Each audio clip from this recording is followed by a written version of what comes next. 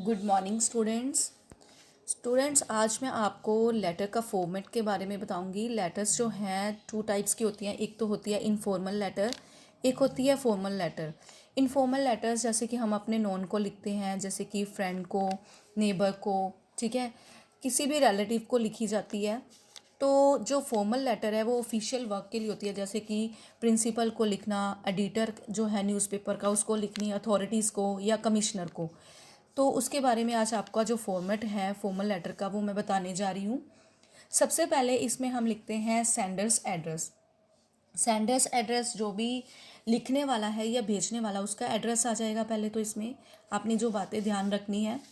उसके बाद हम डेट लिखते हैं, ठीक है।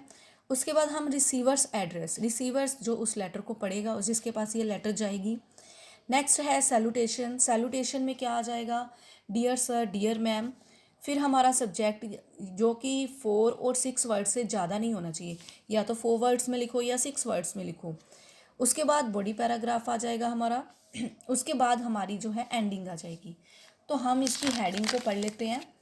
Right a letter to the editor of newspaper complaining about the bad roads and drains in your locality. Make some suggestions. बच्चे आपको एक बात माइंड में रखनी है। क्या रखनी है कि एक तो ये लेटर किसको लिखनी है और किस बारे में लिखनी है। तो हम इसको देखते हैं। Write a letter to the editor of newspaper, क्या आ गया? किसको लिखनी है? Editor of newspaper. किस बारे में है? Complaining about the bad roads and drains in your locality, कि आपके लोकेलिटी में जो रोड्स की कंडीशन है और ड्रेन्स की कंडीशन है, नालियों की, वो बैड है। तो उसके बारे में सम सुजेशंस देने हैं, ठीक है। तो इस लेटर को हम सबसे पहले आपको मैंने बताया है कि हम यहाँ पर सेंडर का एड्रेस लिख देंगे, 86 ग्रीन पार्क, प्रभा नगर, दिल्ली। उसके बाद आपने जो बात ध्यान में रखनी है, हर बार एक लाइन को स्किप करते जाना है। लाइन स्किप की, फिर आपने यहाँ डेट लिख दी। यहाँ पर हमारी जो डेट है, ठीक है, आज कितनी डेट है, ठीक है, सपोज करो आज 20th है, तो यहाँ 20th मेंशन कर दो। फिर हमारा मंथ और यहाँ पर हमारा ईयर आएगा।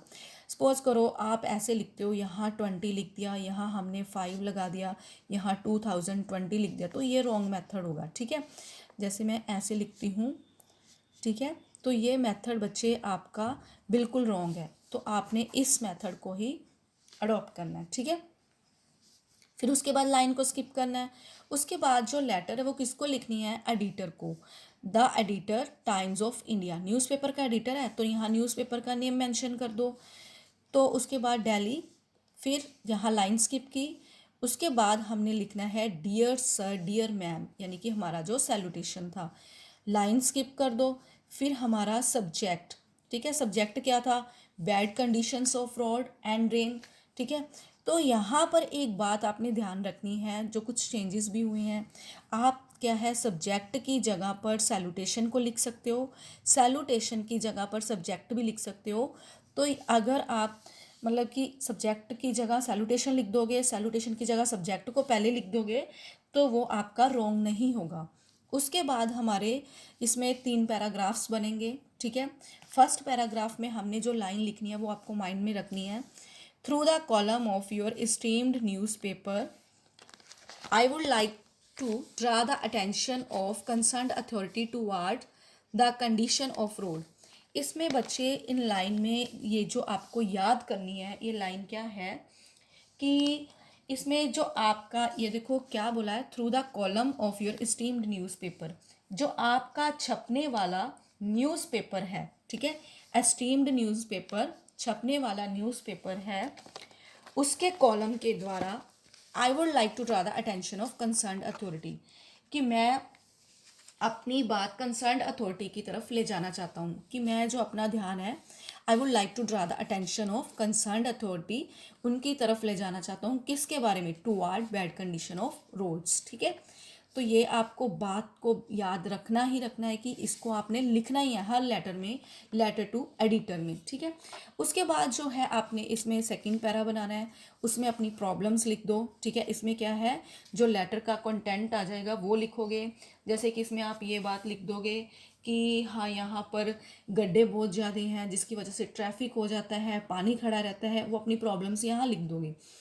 फिर इसका थर्ड पैराग्राफ जो बनेगा वो क्या है, थर्ड पैराग्राफ में आप हो जाए लिखोगे, it will be good if you publish this this in your newspaper and the concerned authorities will see the gravity of this matter.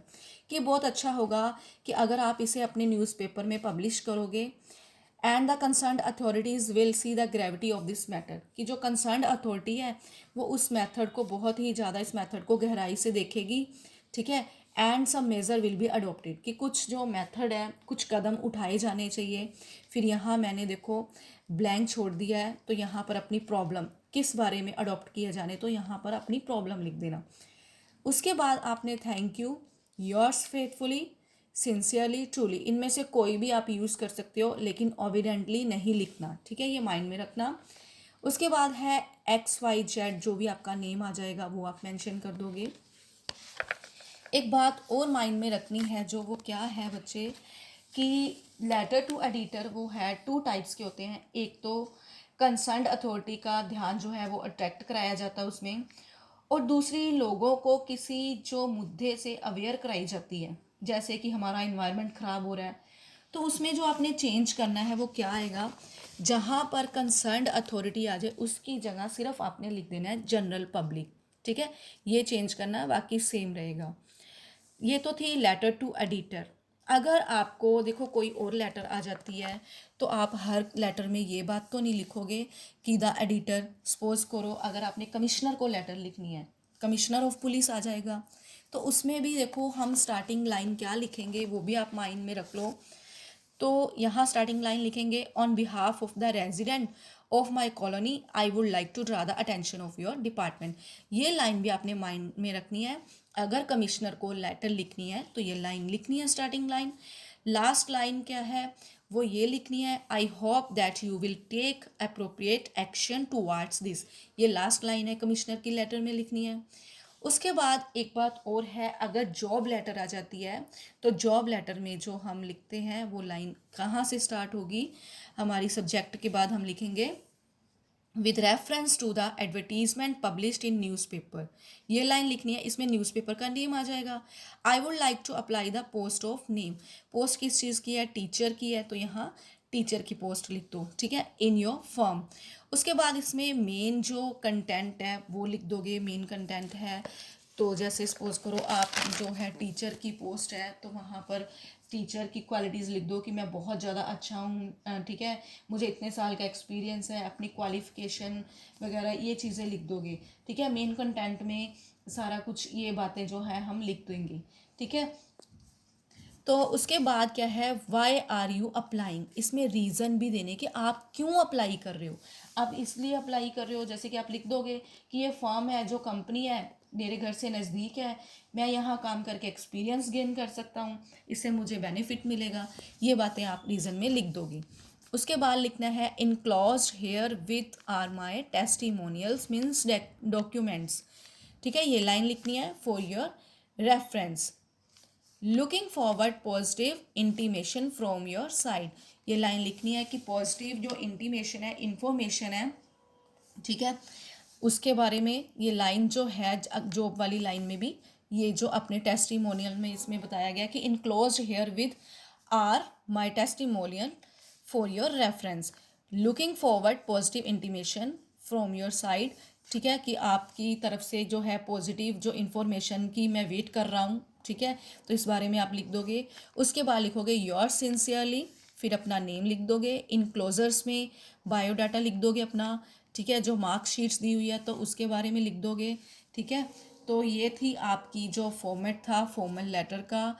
तो स्टूडेंट्स ये आपको जो पॉइंट्स हैं इनको माइंड्स में रखना है, इसको अच्छी तरह से ध्यान में रखना है कि जो जो पॉइंट्स मैंने इसमें आपको मेन लिखवाए हैं उसको याद कर लेना, ठीक है। इसी फॉर्मेट से आपको कोई भी अगर फॉर्मल लेटर आ जाती है तो आपको ऐसे ही लिखना है। Thank you students.